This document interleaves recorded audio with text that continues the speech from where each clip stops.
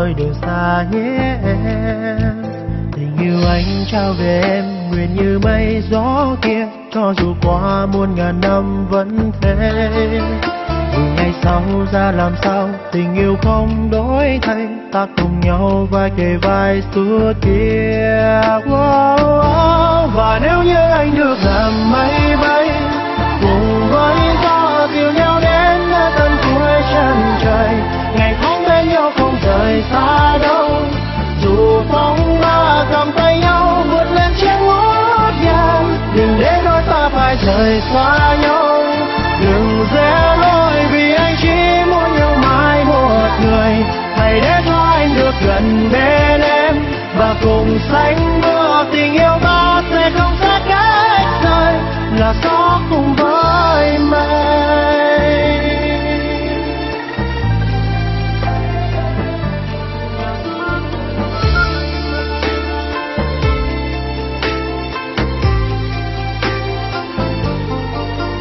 Tình yêu anh trao về em nguyện như mây gió kia, cho dù qua muôn ngàn năm vẫn thế. Từ ngày sau ra làm sao tình yêu không đổi thay, ta cùng nhau vai kề vai suốt kia. Và nếu như anh được làm mây bay cùng với gió dìu nhau đến tận cuối chân trời, ngày tháng bên nhau không rời xa đâu, dù phong ba cầm tay nhau vượt lên chiếc ngút ngàn, đừng để đôi ta phải rời xa nhau, đừng rẽ lối vì anh chỉ muốn yêu mãi một người. Hãy để